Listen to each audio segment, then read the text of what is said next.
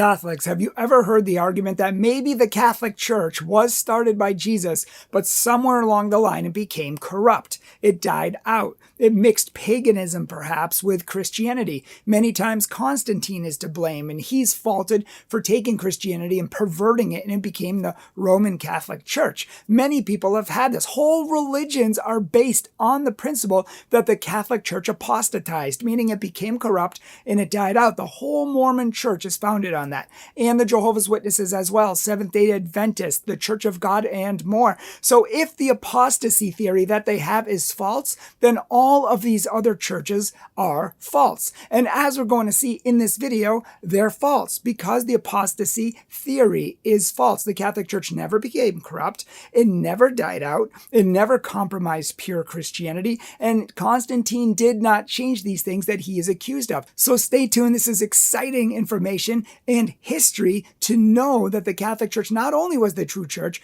but has stayed the true church and has protected the truth and has not compromised it. So there's no justification for these religions to exist.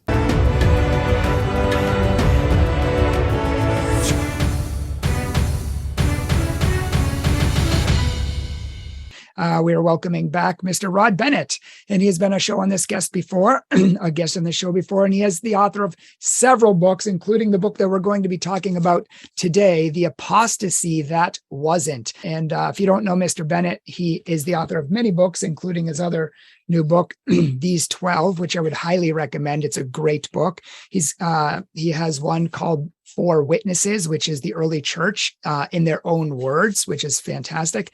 He's a writer, a speaker. He's all over the country speaking, radio shows, and so much more. So I'm very glad that you have joined us today, Mr. Bennett. Thank you for coming on our show again. Thank you, Bryan. I'm happy to be here again. I enjoy your company. Thank you. Before we begin and really delve into this, a lot of people might not be familiar with the term the Great Apostasy or the arguments behind that. Would you mind just giving us a great, maybe a short overview of what that is? Well, almost everybody is familiar with the fact that the Catholic Church was large and in charge in world history for 1,500 years. And so if you find yourself in some other form of Christianity and you believe that the early church was pure and straight gospel right from the source, and your church now teaches that pure gospel right from the source, you have to account somehow for that enormous gap when some other church that teaches differently than yours does was so dominant and so important in history. To such a degree that it can almost be said without fear of contradiction that other than really defective heretical cults that would be considered defective even by evangelical Protestant standards, other than those that the only churches that there was only one church in the world that during that long period, except for groups that were massively defective, even by evangelical standards. So because of that, you're presented with the Great Apostasy theory almost finished and complete. At some point, the pure, perfect early church started by Christ and the apostles turned into this other thing that needed to be fixed and reformed when our church came in, whatever our church happens to be, came into existence in the 19th or the 20th or the 21st century. So you're presented with a map of history with a big gap in it where some bad guys were in charge. And so you have to come up with some theory of why the church founded by the apostles went so disastrously wrong, why it was eclipsed for so long, and why it took 17, 18 centuries for the truth to be recovered again. And if you do that, you've got an apostasy theory on your hands.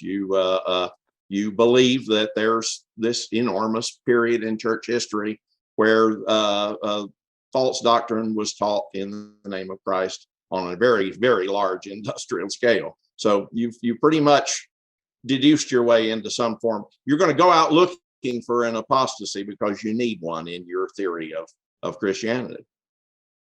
Yeah, I think perhaps the most widely known of the groups is the Mormons, because they travel door to door teaching this specific thing that the early church, their talking points basically say that, shortly after the death of the last apostle, the church died out because of persecutions and became corrupt. And so really, all of the keys, the priesthood keys, were taken off the earth by God. And it wasn't until Joseph Smith in 1829 when God restored the true church and the original pristine church to its rightful place through the Mormon church. But what I don't think the Mormon church realizes, and I don't think other churches realize, is that there are countless churches that popped up in the 1800s that all have this restoration theory, this restoration theology. Maybe you could talk about some of those churches, maybe the Jehovah's Witnesses. I know the Baptists, I know the Church of God, and the Fields of the Wood and that sort of thing. Right.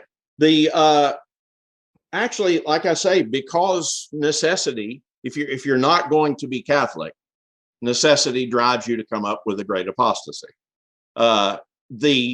It's interesting. I don't know how many people, some of the research that I did for the apostasy that wasn't, showed me what startling parallels there are between Mormonism and Islam. Not really so much in their teaching or their theology, but in their origin. In both cases, a man living on the fringes of civilization. In Joseph Smith's case, it was frontier America in the 1840s.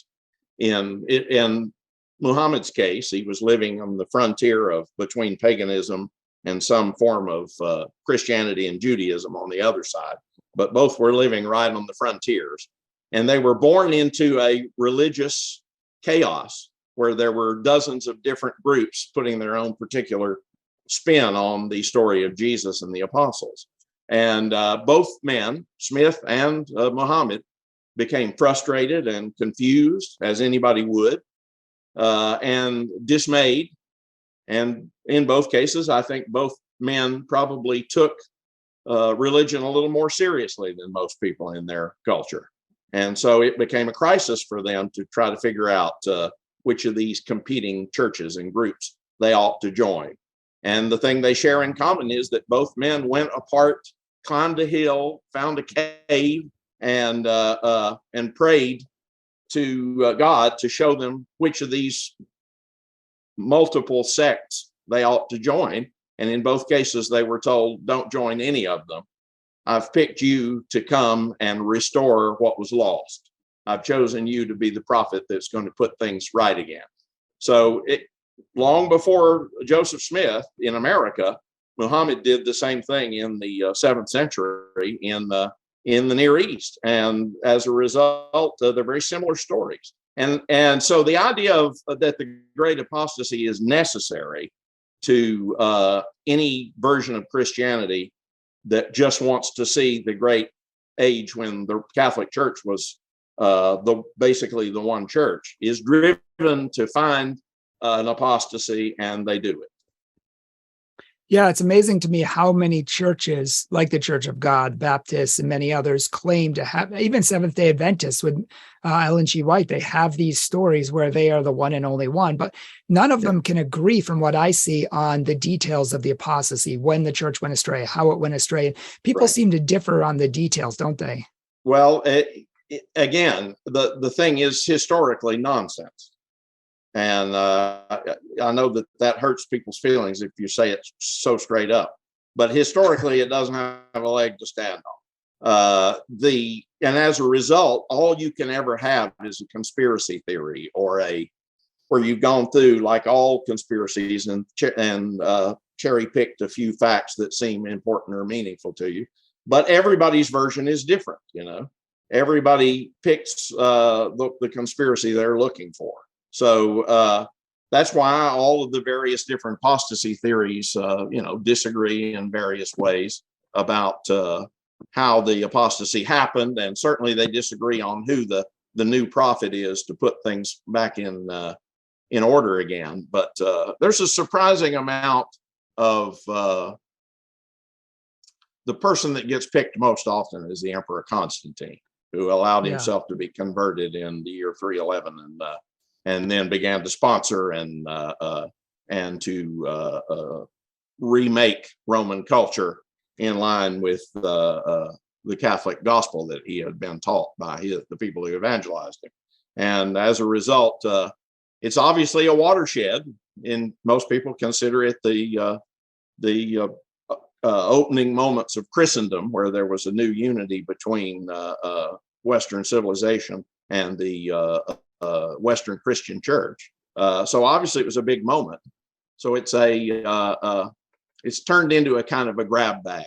Without knowing a great deal about Constantine, an awful lot of people have picked that as the big moment, and then used Constantine as a kind of an ink blot test for projecting their own ideas about what needs to have happened in those days. So For sure. That's why he gets picked more often than anybody to be the great villain in the And I story. like what you say in your book, The Apostasy That Wasn't. I can see on my shirt that my daughter had stained my shirt earlier with her yogurt. I washed it, it hasn't dried yet.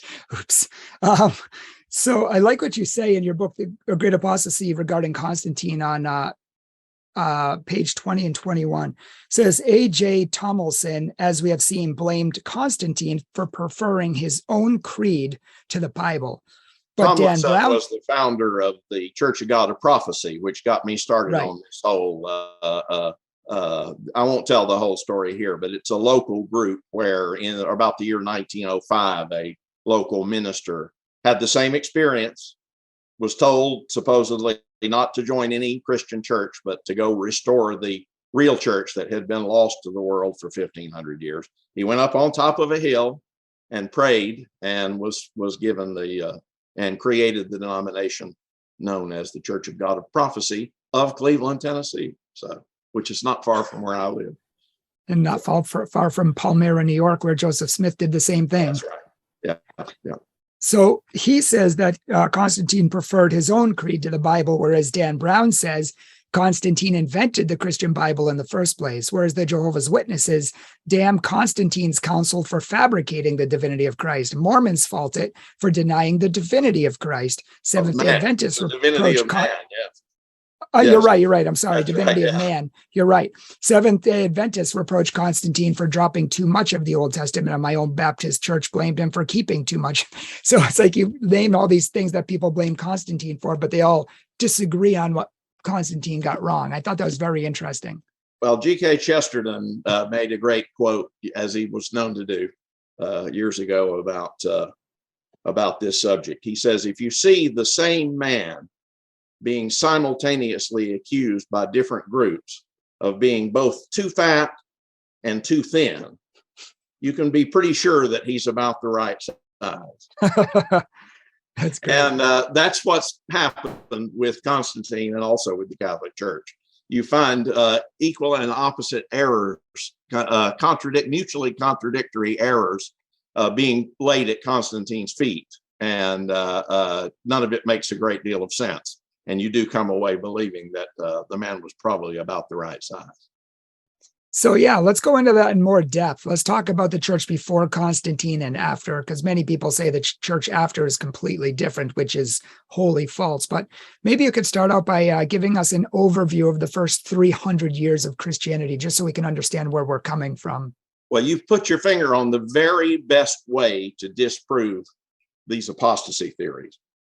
When theorists come to you with some version of this, the best thing to ask is, can you be specific? What exactly did Constantine change? What did he introduce that was new and wasn't present earlier? And there's a grab bag of things that you're told usually. But if you ask them to be specific, what exactly did he change? You can go back and find that the Catholic Church taught that same thing for the past 300 years. In other words, a knowledge of the early fathers, the fathers from the first 3 centuries before Constantine, is the best antidote to all great apostasy theories connected with Constantine. If you, for example, if Dan Brown and the Da Vinci Code crowd say, well, Constantine invented the Christian Bible. Okay, well, you can go back to Irenaeus, whose writings survive, who wrote about the year 180 AD.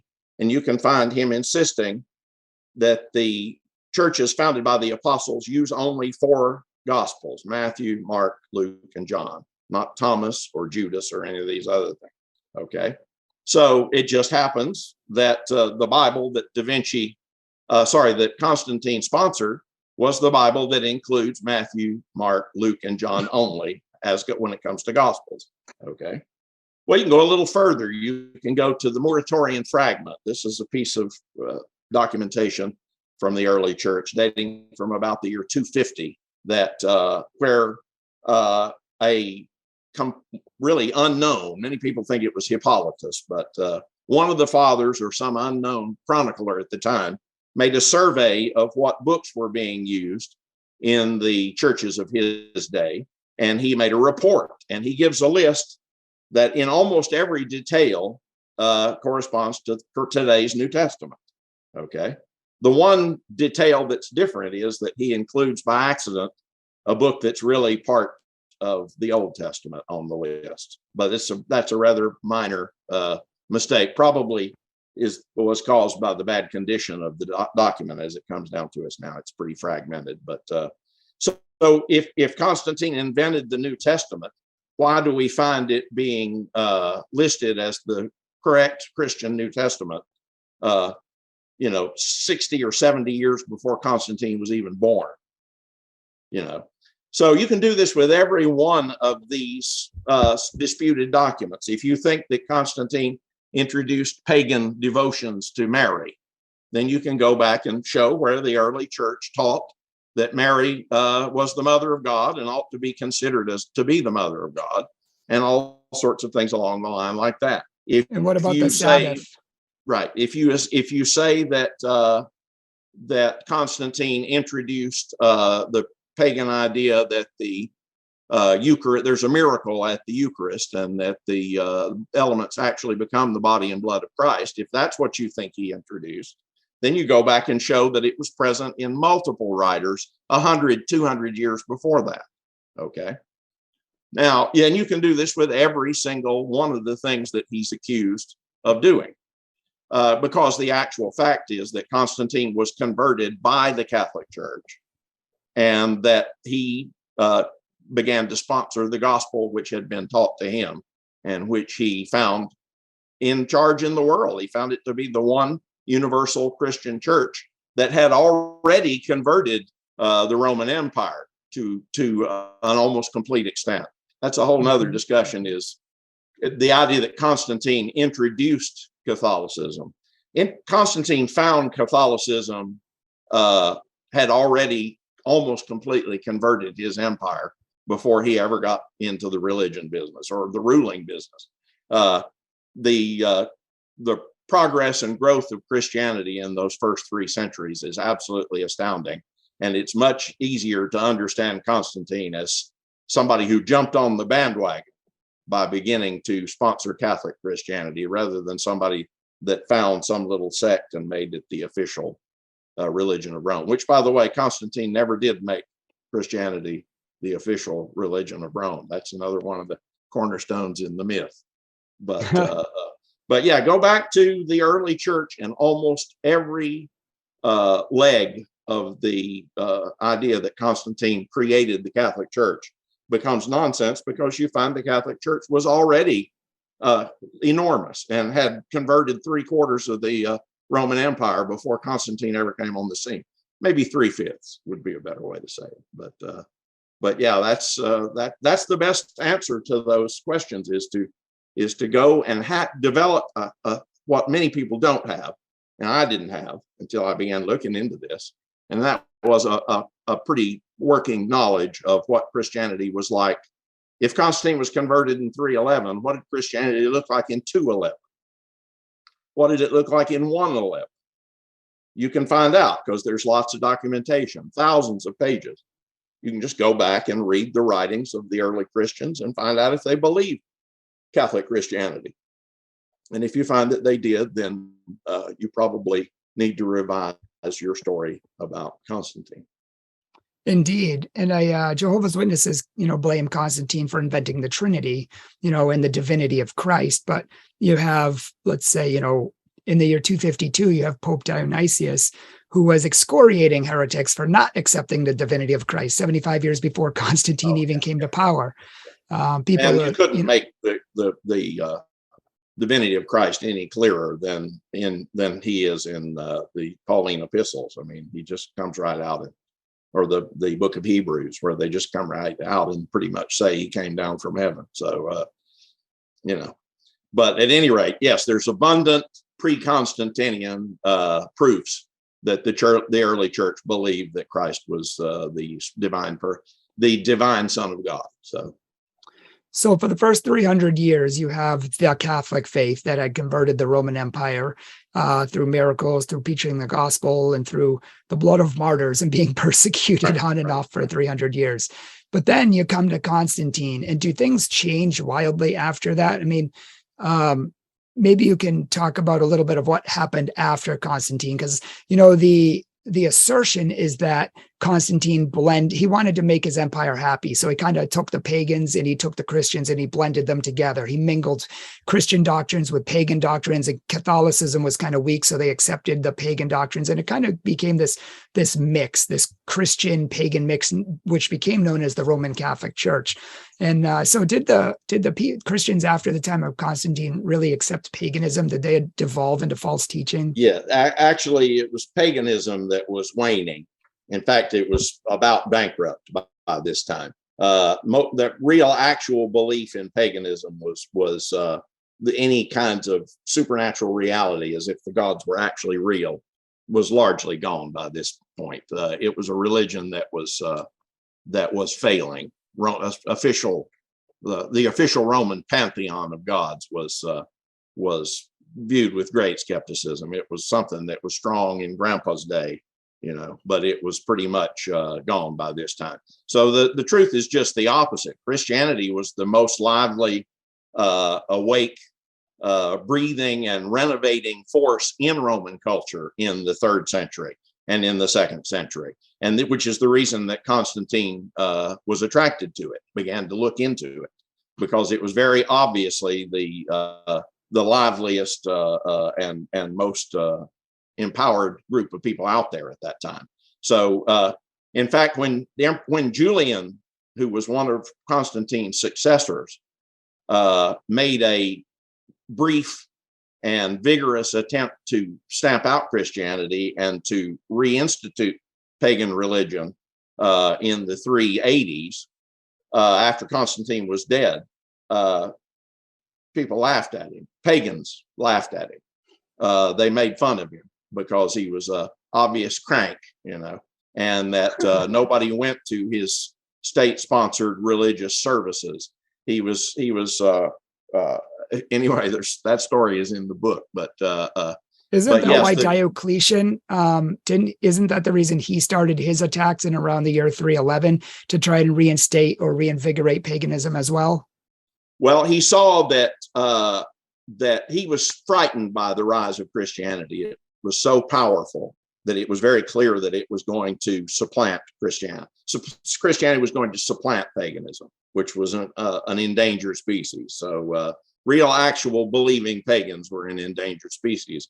And yet the whole Roman culture was based on what had been their official state religion.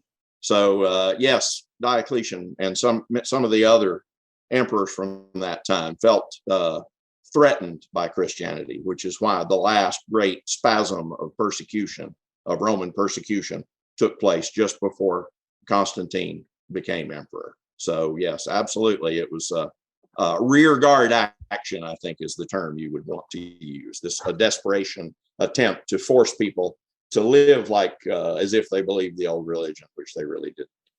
Okay, so it's dying out, and I want to bring up this book. It's called The Great Apostasy. It's written by Mormons, because I used to study with the Mormons every week, and I used to give them a lot of historical insight on the early church and how it could not have apostatized. So it kind of as a last-ditch attempt, they gave me this book, which is the be-all and end-all of all apostasy theories. It's very in-depth. They say that James Talmage is one of the 5 smartest men in the world, even given, adherence to by Einstein. And So they gave me this book. Well, I thought they gave it to me. They were letting me borrow it, but I ended up like just tearing it up, underlining the whole thing, pointing out all the mistakes throughout. And they were like, "Oh, we were just letting you borrow that." I'm like, "Oh, sorry." I was like, "There's just so many errors. I had to make note of them." Well, that And must have gone over big. Well, hopefully yeah, you I paid mean, them you for could their look book, at right?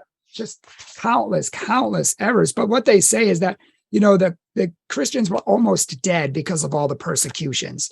And which is ironic because he quotes Eusebius, and Eusebius talks about the hordes of Christians that came out after the persecutions were done. And they filled the churches to overcapacity, singing and praising God. But then the book goes on to say that, Constantine and the pagans finished off what the persecution started, and that's the compromised doctrine of Christianity. And it was watered down, and eventually people completely defected from the faith. But I can't find any evidence of that in history, and I find all the evidence to the contrast in history. So maybe you could talk about a little bit of the time after Constantine. Well, what's almost true about what he's saying is that Christianity was so popular. People don't realize a lot of this is anachronism. The idea that the Christians of the late 200s AD either were or should have been in the same condition that the early church had been, hiding out from the authorities, hiding in catacombs and caves and stuff. In reality, the Romans had winked at Christianity for years. In fact, one of the amazing factoids that's buried in all of the writings of the church fathers is that the imperial palace at Nicomedia, which was the eastern capital at that time, one of the eastern capitals of the empire, had a large Christian cathedral directly across the street. And the emperor's daughter asked to go and be instructed by the Christians. This is this is 30 or 40 years before Constantine. So although Christianity was technically illegal, Constantine didn't have to do much legalizing because he had to call the Great Persecution off. But before that, there'd been a long period of peace and growth for Christianity. But unfortunately, a little too much peace, as we know in church history. Peace is not always the best thing for the spiritual health of the church, and there's great proofs to the fact that the church of the 200s AD was in a kind of a relaxed, fat and happy condition. Persecutions had ceased years before, and that everybody, it was growing enormously, but also it was a little addicted to ease and nice meals and money. And so there are when the Great Persecution started, there were vast waves of apostasy on the part of large numbers of fair weather Christians, which before I started researching this, I never imagined such a thing. You imagine that all of that started after Constantine. And before that, you had the pure early church. In reality, the church seems to have been purer, at least in her morals and without even bringing in doctrine, after Constantine than it was before. So the germ of truth in the book that you're quoting is that there were an awful lot of waves of apostasy during the Great Persecution. And there were a lot of slack worldly Christians who, when they were faced with torture or the confiscation of their property, said, "Sacrifice to the gods? Sure, sign me up." So there's no question that did happen. There's a lot of apostasy. Without a great apostasy, there's a lot of apostasy in every age of Christianity. Right, just not a complete apostasy as right. This sort of thing is prone to happen at all times. The church has always got a lot of hangers on, and thank goodness we don't say that it's worthless, that these people accepted baptism and are, affirming the name of Christ, et cetera, et cetera. Whether it's actually going to avail unto salvation in most cases is a different question. But the church accepts converts who may turn out to have been half-hearted or may have been doing it for less than sincere reasons and stuff, because the church accepts it and hopes for better. We mere humans can't read the hearts of these people. But when persecution came, a good many of them did apostatize, but nothing like the majority, and certainly nothing like all. And so And the church actually got better after Constantine came in, not before, you know. Yeah, it's very interesting. I think it's Eusebius. No, who was it? One of the early fathers says straight up that the church was whoring in the 3rd century. That the church was addicted to ease and luxury. So, and this is the pure early church so it isn't false that a lot of that early church was swept away pretty easily. But the thing that swept it away wasn't Constantine. It was Constantine's predecessor, specifically Galerius, who swept it all away in the great persecution of 303. So.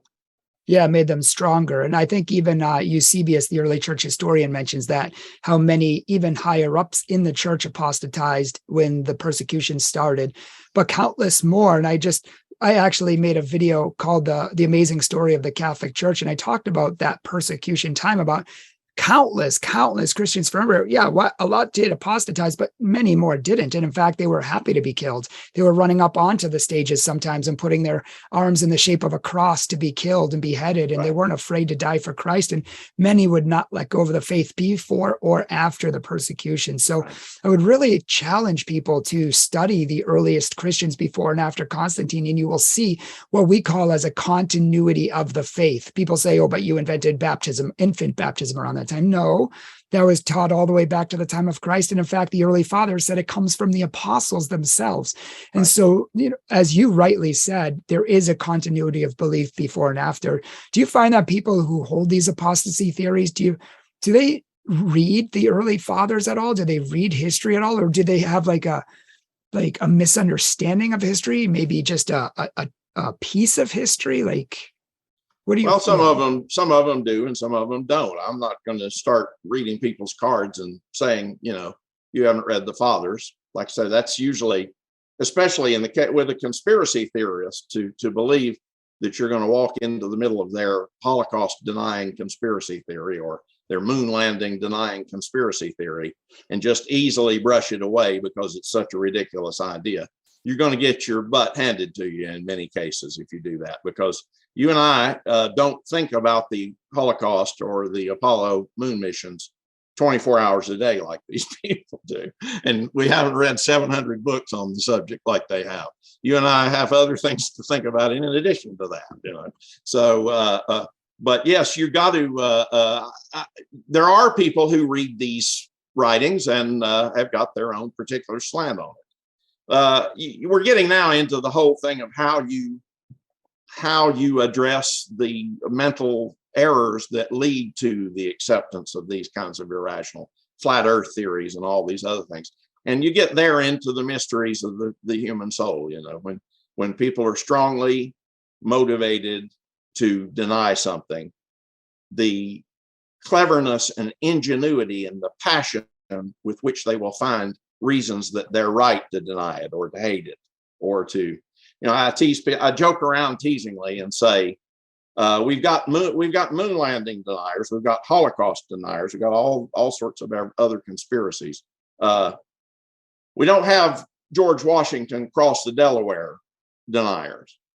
Why is that? Why do we not find people who deny Washington's crossing of the Delaware in 1776? Why do we not have that? Well, the answer is nobody really cares that much. It's a factoid in American history, but there's no organized movement to deny it. Where you find denial and elaborate mountains, towers of conspiracy theory built are in subjects that are highly contentious, where people are strongly motivated to deny something that most people consider to be fact. And the history of the Catholic Church is like that. If the writings of the church fathers, for example, prove that Catholicism existed in the early church, then there was a conspiracy to falsify the documents or to burn all the documents that proved that Presbyterianism existed in the 2nd century AD, or Jehovah's Witness, or any of the other things. So nothing's immune to conspiracy theory. In fact, you can disprove anything you want to with it. So I will say that healthy people, however, resist this stuff. balanced people who are who have an appetite for the truth. And if you have that, and you go back to the early fathers, and you find something that's not supposed to be there, in other words, if you find Origen writing about Mary as the mother of God in 250 AD, like I did. For example, I used to believe, when I was an evangelical, I used to believe that these exalted prerogatives of Mary had been invented in the Middle Ages. The Dark Ages had been very hard on women, and then the Middle Ages went the other direction and glorified this one particular woman. And they said that she was an immaculate virgin throughout her life, because they had seen the horrors that the Dark Ages had, sexual horrors that the Dark Ages had wrought on the world. So there was this great overreaction, and the need was felt to make a goddess out of Mary in order to give women a more correct place in the church. So I believe this idea that the medieval church had gotten a little carried away in the praise of Mary and started introducing these ideas in the Middle Ages. So if you go back to the early church and you find the perpetual virginity of Mary in Tertullian in 200 AD, if you find the idea that Mary cooperated in our redemption and acted as a kind of a second Eve in the world, if you find that in Irenaeus in 180, if you find Origen calling her the mother of God, and you find an ancient prayer from 250 petitioning to her for her prayers and calling her the only pure and holy one of humanity, only daughter of humanity that's pure and holy, then you have to say, well, those ideas may not be true, but I can't say that they were invented in the Middle Ages anymore either. And that's mental health, okay? To say, okay, I'm still not convinced about these things, but I'm going to let my old theory about it go. And that's the way out when you encounter the writings of the fathers and other things like that. You get hold of yourself, in spite of the fact that you're scared and that you don't like it, and you get hold of yourself and start looking at the facts without being primarily motivated to evade them or to explain them away. And if you do that, you'll have a real encounter with the truths of the matter that you can evaluate dispassionately and calmly with the help of the Holy Spirit. That's why I would challenge people again to read the earliest Christians if you haven't, because when I've read the earliest Christians, I see them fighting fiercely against paganism, refusing to let even a little bit of paganism, anything that contradicts Christ, into the church. And you have all top bishops and priests and apologists all fighting fiercely against that and refusing to have any part of that in the church. So the idea that they just willingly rolled over and accepted it all is just not historical. Maybe before we end, you could talk about the Council of Nicaea. Apparently, people have a lot of problems with the Council of Nicaea, and they attribute a whole lot of different things to it. What are some of the issues that people have with the council?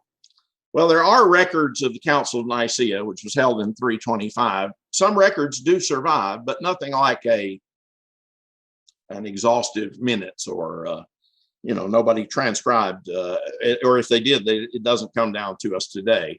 The full acts of the Council of Nicaea. All we know is that Constantine called it, which makes it suspect if he's the great Satan.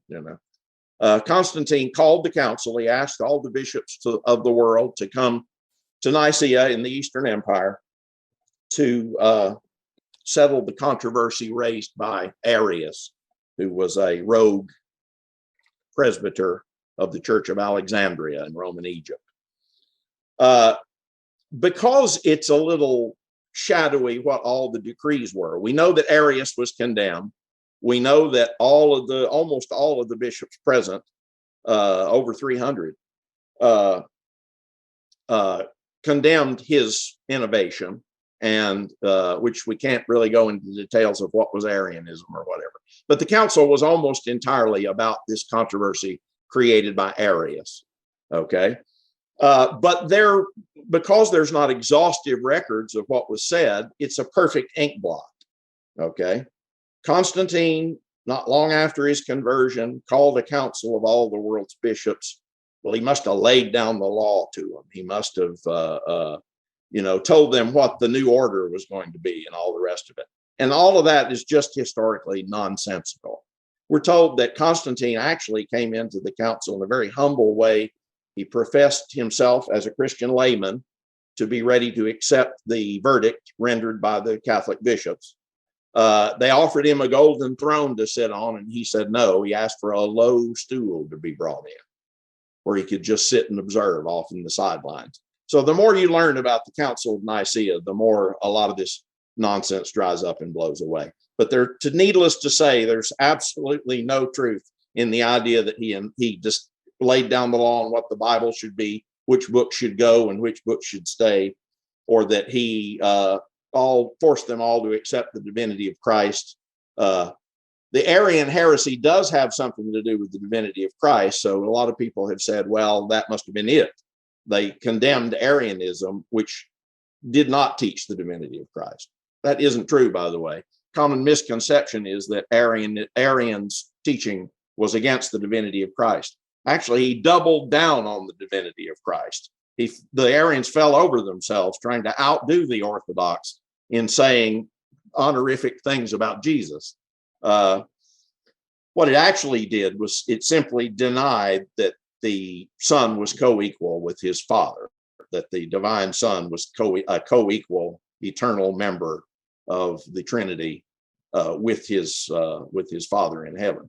Which is, again, without going into it would take a long time to do justice to the subject and which is why the book's 700 pages long, right?